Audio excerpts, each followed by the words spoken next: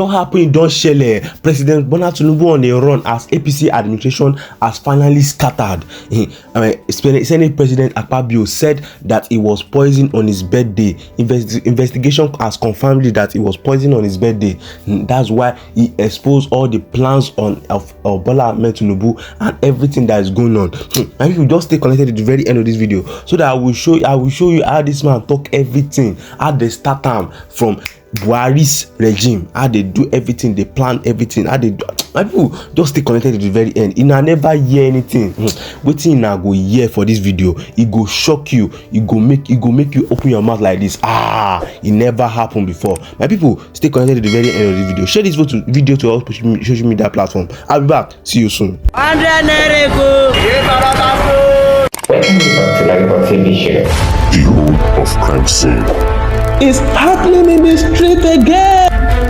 The center of political news, celebrity gossip, religious gossip, and happiness in the society. Join us, the voice of Africa. Hello my great and wonderful viewers, welcome you back to Lightport TV show. If you are new to this show, don't forget to click the subscribe button, the like button, the bell beside it, and also drop your comment in the comment section about what is going on in Nigeria, what is going on in Africa, and especially what is going on in Nigerian politics, so that YouTube will notify you anytime we drop another video into this channel. Senate President Godwin Akpabio has finally come out to explain why he fainted on his birthday. You know, everybody was so surprised that on his birthday he fainted on the stage when the first lady was giving her address, and everybody was surprised. What is going on? What is going on? And everybody was so shocked when he came out to explain that what happened, why he fainted. Maybe just stay connected to the very end of this video, because what I'm about to show you in this video, you will be very surprised that this man, they have been keeping a lot of things, they have been planning a lot of things since the time of Buhari, how they did all the corruption, the bribery, the everything, and that made Bola Tinubu the president of Nigeria. Senate President Godwin Akpabio, the Senate President, exposed everything because he said he was poisoned on his birthday. That's why he want to expose the APC administration. And people just stay connected to the very end of this video. Share this video to all social media platforms so that everybody will know that this is what is going on. Buhari is running Estasketa now to make sure that this video does not see the light of the day. But I want to make sure that you share this video to all social media platforms so that everybody will know, so that this video will go viral.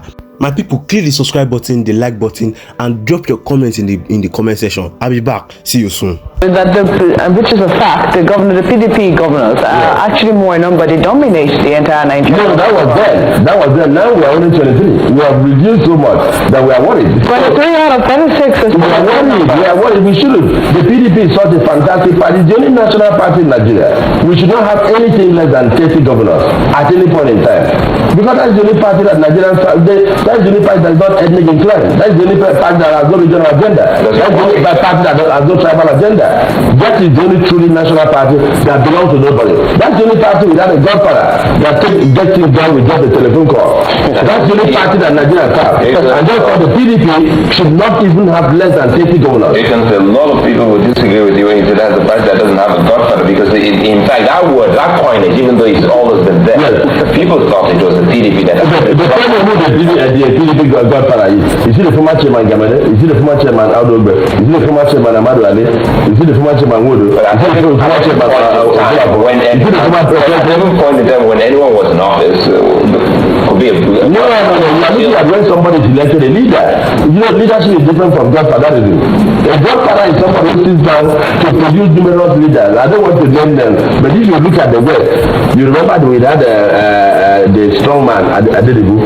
I think it was in Oyo State or so. Yeah. That's the kind of, you can say that was a godfather politics, where he can, am I right?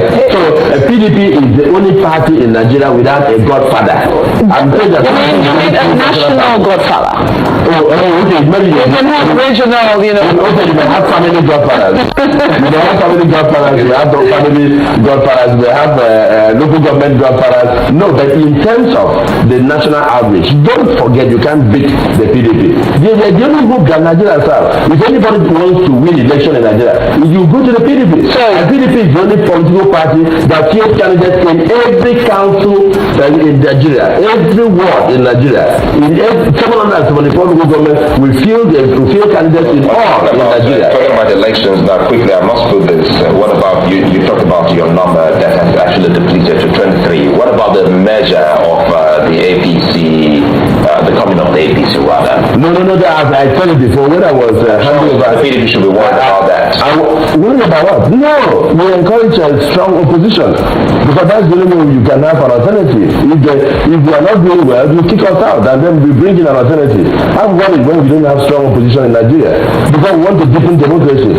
So we are very happy. We welcome the APC. The only problem is that APC as a drug is outmoded, and then that was why we brought up Panadol. And if it's not Panadol, it's not the same thing as Panadol. So APC really cannot cure a lot of diseases now, and that's the simple truth. So APC, in fact, you can see even how they started. They did not start from the constitutional provision how they should merge, where they should merge one by one. You'll be surprised that even when we were making noise on pages of newspapers, they had not yet written to INEC that they wanted to form APC. INEC was not aware of it, and the next thing was, INEC has refused to register us. We had this another party called APC. So you first started by choosing a name. Some also accuse the PDP of having a hand in the other APC. But it's not politics. It's not politics. PDP does not have a hand in it. But if PDP had a hand, then I would say that's a good strategy. Because you also have to make the opposition uncomfortable. They are making you uncomfortable, so why shouldn't you make you uncomfortable? The way the opposition should have done its homework well, before you go for registration as a major, you should merge first. And if it's after a major that you now select the name, you don't just sit down at home and your child is not born, and you say my child is going to be called John. And then suddenly the child comes out a woman, and then you are now saying, oh, they're taking the name John from me, and they want me to call my child a character. You have to know that really that you shouldn't even blame anybody. You should not have given the child a name before the child was born. You should have waited for the sex of the child to come. I think that's the point. Yeah, well, the gentleman wants to put this, but again, because a whole lot of people will not forgive us coming to our Bible and not ask you perhaps to clarify that you used your hands to strike off someone who was elected.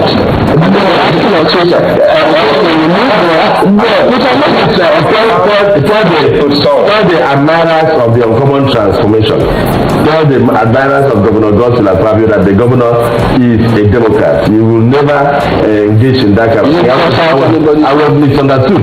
What happened was that we had a political meeting before the primaries, where lists of people were given to me, possible candidates for the Senate in my senatorial district, and I struck off the name of the person that was recommended to me. And I said no, that I prefer another person because the senatorial seat should be zoned to the minority two local governments within my senatorial district. And that was before the primaries and long before the general election. So of course Nigerians do not like to hear the truth. So when that's why they asked him. No, but that's why I actually told them that the issue I'm discussing was a political meeting, a political conglomeration that where we converge and discuss the affairs of who should contest the Senate within the rank and file of an in-house arrangement before the primaries. And after the primaries, of course, we were trying to decide who we should vote for and what area we should vote for. That was what I was referring to. And I went for that in that same meeting when the minister came, Minister Maku, and his team to explain what I said, that this was before the PDP primaries. And after the PDP primaries, there was a general election. I am not INEC. INEC cannot strike out somebody's name and put another person's name after election victory has been announced. So how can somebody ever expect? And if you watch what happened in 2007, you realize that I was also struggling for my own mandate. I was a struggler. I was not even in a position to decide who should be a councillor because I was even my own primary was dismissed. So for over 2 months, I also had to be struggling to hang on to my ticket so that I could eventually emerge as a candidate. So when will I have had the authority to go and counsel somebody's name? So please tell them. And somebody needs to know this was not even a general election. This was not even a primary. It was not even an election we were discussing about. Internal arrangements? No. We're saying before we go to the voting, we're trying to decide who we will vote for at the primaries. Okay. And the primaries are not held there. So, but I couldn't say anything on this issue because Nigerians prefer, I don't know how to put it. I think bad news is good news. or how do I call it? We call it I think people try to make a mountain out of a molehill. Let's take a few questions from people who are watching out there. Ibom says we should ask you, why have you not kept your promise of 31 industries by local governments? That's the telling that industries are not things you build in a day, and that the process is still on, and that's why we are doing a roadshow. And I was telling you about the Baka Industrial City project. It will come with fertilizer plant, it will come with ammonia plant, it will come with the fabrication yard, it will come with a lot of things, and these things are not going to be done by the government. These are things that are going to be done by the private sector in collaboration with government. And I just told you that one industry is already ready for commissioning. That's the gas processing plant, which is already a private sector affair done by Septa Energy. They just collaborated with the state government and ready for commissioning. And I've commissioned a few small-scale industries in about 3 locations in the state already. So the opposition has nothing to offer. What they are interested in is to bring propaganda to bear. This is the point about this presidential campaign. It is about darkness and light. Correct. We are talking about tangible achievements, and we are all keeping quiet. Why are we keeping quiet? We are building dams all over Nigeria. We have improved the power sector. Even railways that were not working in the last 15 years are working today. Why are we keeping quiet? And then we also look at the record of the opponents who brought it before. He jailed journalists, then he executed people who committed crimes that were not fatal offenses at the time he entered office. If you were found with Indian hair before he became head of state, he made a law and the law became retrospective. The whole world pleaded and he refused. As the first man to put a woman in the war through firing squad, hopelessness. So you look at the record. People talk about war against discipline, how Nigerians were brutalized and beaten in every corner. Some will say, yes, that's what we need, that Nigerians are very stubborn. And you don't need a society where you are fighting on your leader. You don't need a society where you expand only prisons and you don't expand schools. What is APC? A congregation of aggrieved Nigerians who want power by all means. The leader of the APC in a rally in Edo State, while introducing their candidate, he said, whether certificate or not, you were once the head of state. Mr. President, there are certain offices that require certain qualifications. If you want to be a military man to shoot gun, you don't need qualification. Oh yes. If you want to be a civilian president to discuss budget and plan for the future of your country, you need qualification. Oh yes. Nobody can tell me that qualification does not matter. Oh yes. Nobody can say so. Nigeria will not go backwards. People had opportunities to rule this country 30, 35 years ago. Show me what they did. By their fruit, you shall know them. Transformation will give us a better nation. Change is an amorphous term, and it could be positive or negative. APC has made change a mantra, but they have not shown whether they want change for the good or they want change for the worst. But one thing is certain: any change that is not planned would lead to disaster. We cannot risk our future on a toss of the dice by the APC. Of course, you know what APC is. Conglomerate of bitter and aggrieved people who left different political parties to join an individual. We suspect that they want to change Nigeria from being a country to being a part of somebody's private estate. That is the change they are talking about. To change Nigeria from being a country to being a part of somebody's private estate. That's the change.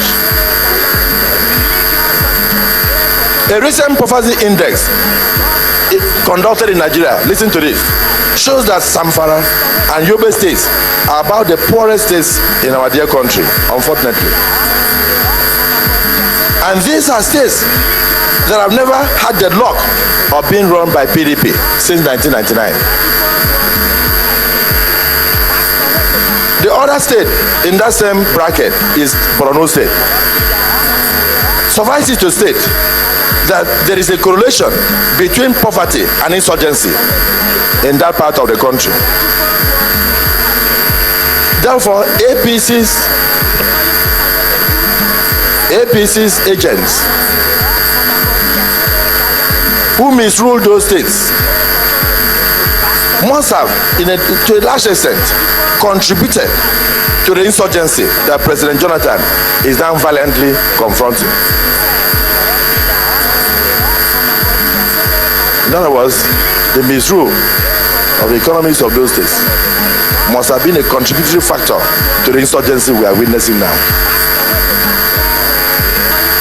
If the APC elements governing these states provided education and built armed military schools like the president is doing now, the security challenges in that part of the country would not have arisen. President Jonathan has done well in national development. He has developed key infrastructure and developed human capacity building a lot. National development is one of the expectations of democratic governance. The trains in Nigeria are now functioning, and they are not just functioning, they are functioning with air-conditioned coaches. His agricultural programs are revolutionary. The Minister of Agriculture can confirm. Outside the normal schools, out of schools, children's schools that are being built, the ones I mentioned, 14 brand new universities have been established, and I can go on and on and on. The confused opposition is now focusing on Boko Haram insurgency. They forget that they were the people who criticized the president and urged him to stop sending troops after Boko Haram. They were the people who described Boko Haram as our boys fighting for the north. They were the people Boko Haram nominated as their agents and spokesmen when a dialogue with Boko Haram was contemplated outside Saudi Arabia. I hope you know that. Boko Haram nominated them as their spokesmen. We may recall that on June 9, 2014, the spokesperson of the APC, Alhaji Lai Mohammed, in a statement, criticized the federal government of Nigeria, criticized the war against Boko Haram, describing it as unconstitutional. War against Boko Haram was described by Lai Mohammed as unconstitutional. Similarly, on June 2nd, 2018, General Buhari publicly lamented in a radio program on Liberty FM Kaduna that Boko Haram people were being killed by the federal government. He lamented that Boko Haram people were being killed. Liberty FM, I'm mentioning the date. Go and listen to the program. In the same vein, when the federal government was contemplating negotiating with the dreaded Boko Haram group, Boko Haram nominated General Buhari as their chief negotiator. The APC is like the man who set his seat ablaze in the theater and ran out screaming, "Fire, fire, fire!" But God has intervened, and we are defeating Boko Haram in the name of God.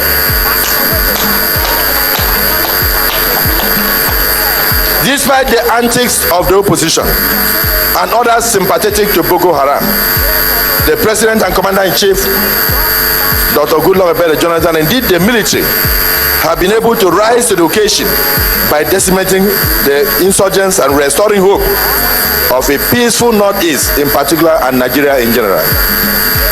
Distinguished ladies and gentlemen, you will agree with us that our dear President, the military, and the joint West African forces deserve our commendation for the strings of successes being recorded in the battle to rout Boko Haram. But sadly, the APC has found it increasingly difficult to commend the effort of the president, while it has reluctantly applauded our gallant soldiers. even when the National Assembly passed a resolution commending Mr. President. For them, they would rather pretend that nothing good is happening in the fight against insurgency. It is abundantly clear that the opposition is soft on the issue of Boko Haram, even though they have paradoxically made elimination of Boko Haram their campaign mantra. They are soft on that issue.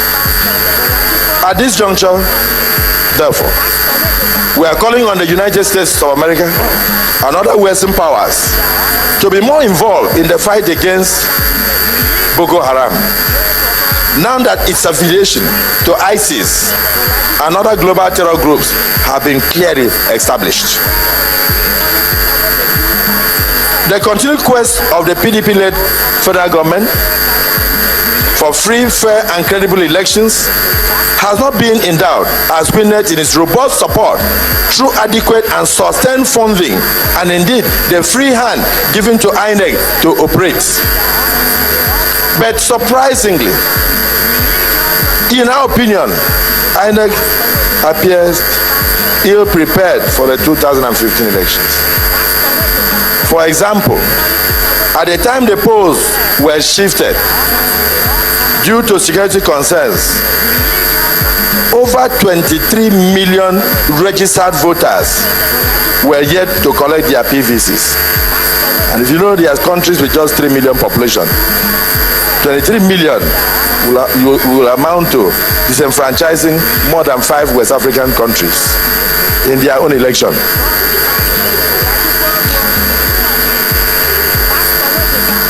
It will be recalled also that even the INEC chairman himself admitted on the floor of the Senate that over 1 million permanent voters' cards are yet to be printed in faraway China. According to the INEC chairman, the postponement was a blessing in disguise. But I know before then the media went to town. Of course, you know what you did. How then can Nigerians reconcile the purported readiness of INEC for the 14th February election then with the testing of card readers more than a month after the postponement? Thank you for staying connected to the very end of this video, my great and wonderful viewers. I don't use a year within the shell like this, so because when everything was happening during the time of Jonathan, this APC administration, they were the one that they were pestering, they were going against Jonathan's regime. I am very, very sure that they were the one that created Boko Haram, because when they entered, Boko Haram terrorism went down. It went down a little bit, because when Buhari entered, then it did not even fight anything about Boko Haram, and everything died down. It died down a little bit. Because I'm very, very sure, I'm 100% sure, because someone has once said it on national TV that how will a president, how will someone that you want to vote, you want to go and contest for a presidential post, and you went to go and represent Boko Haram in a conference? Is that making sense? My people, a lot of things is going on in this country that we, the citizen, they don't want us to know anything about it.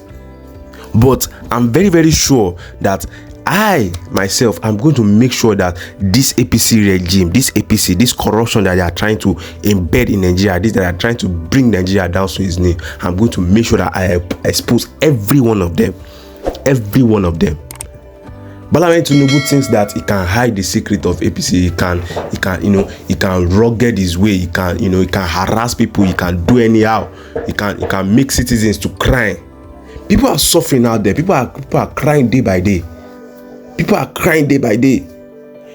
can't even go to court again because the Supreme Court has now supported this corruption fully. Small thing, if they go to the Supreme Court will support APC without even checking the informations and everything. Peter Obi said something. He said something that Nigeria has become the home of corruption.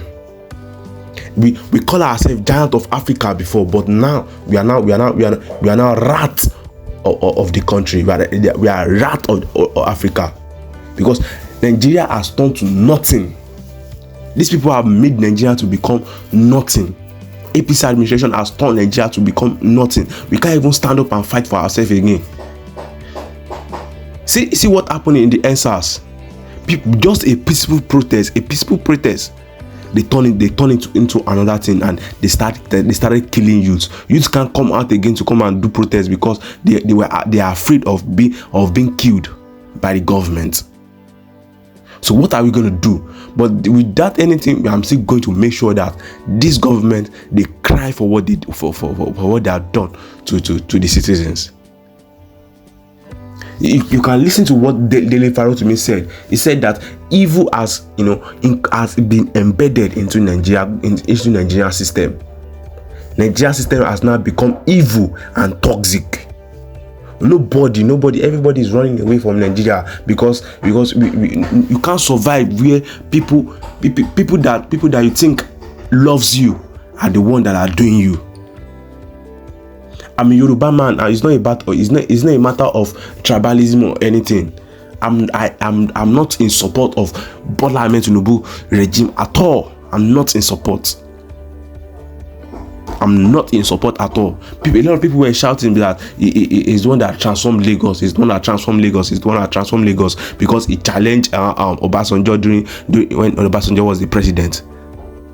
Do you know his aims then? Everything that he fought against then when he was the governor of Lagos State, now that is what he's now doing when he become the president. The 7 months that he has used, has he done anything to profit this country? The 8 years that Buhari used in presidential seat, did he do anything to profit this country? That is the question that you're supposed to be asking. They did not do anything to profit this country. They just borrow money, and we not see the effect of the money that they are borrowing.